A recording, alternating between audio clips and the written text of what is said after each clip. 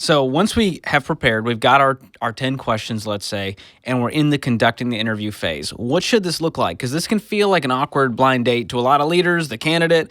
Everyone's a little uncomfortable potentially if this isn't something you enjoy particularly. And the candidate is there, they're trying to impress you. They want the job, hopefully. Yeah.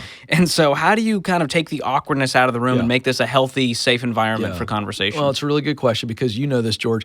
Very few people are like you and me where we like to be up in front of crowds and have a bunch of people looking at us. I mean, that's a small percentage of the population.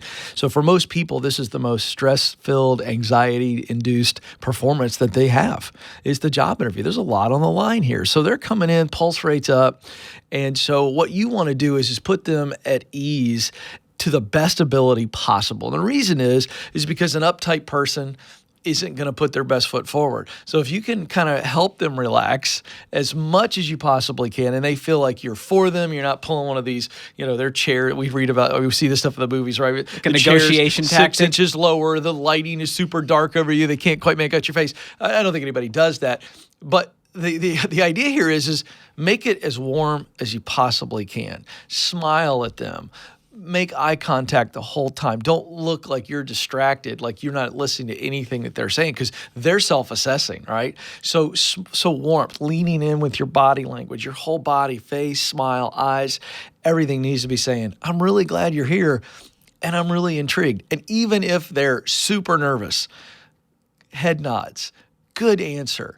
Make them feel as comfortable as possible so that you get the best version of them. That's really, really important. Yeah, that's key. And you're talking about body language for the leader, but it's also just as important for you to be watching the candidate's body language. What's the role that plays in the interview? Well, I think it's really important to make sure that you can tell the difference between nerves and somebody who doesn't quite fit and have the right answer. We don't have time to break down all the signs, but a person who's constantly diverting their eyes from you, that could be a sign of somebody who's being dishonest, and not giving you the full answer. And again, how many people fake their way into jobs? I mean, it happens all the time. So just because a person diverts their eyes, so if they do one of these numbers and they're pulling for an answer, but they come back to you, know the difference. When someone is really, really, really nervous, just do some basic body language research beforehand.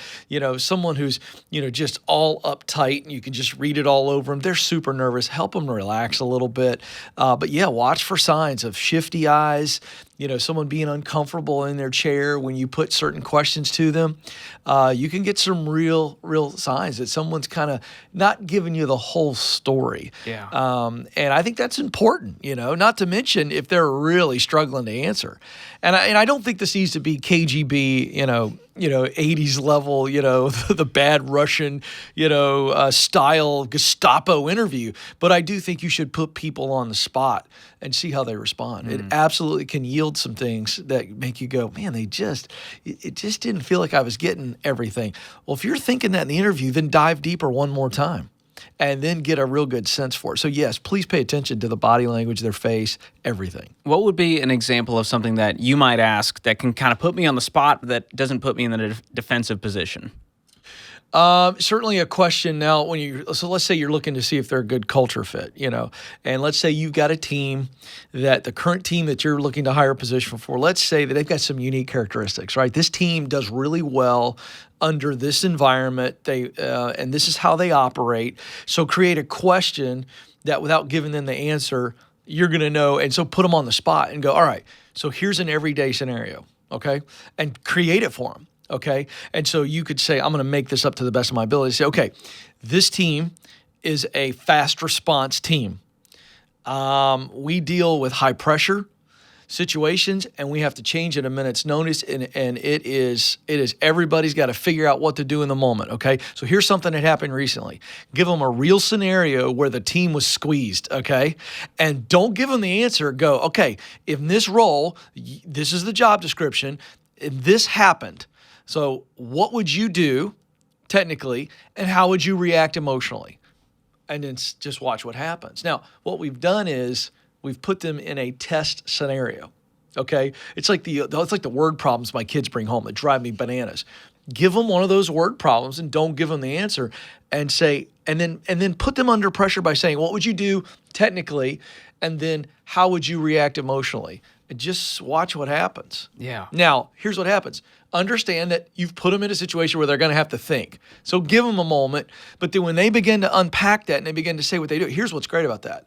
Now you're going to see what their test answer is.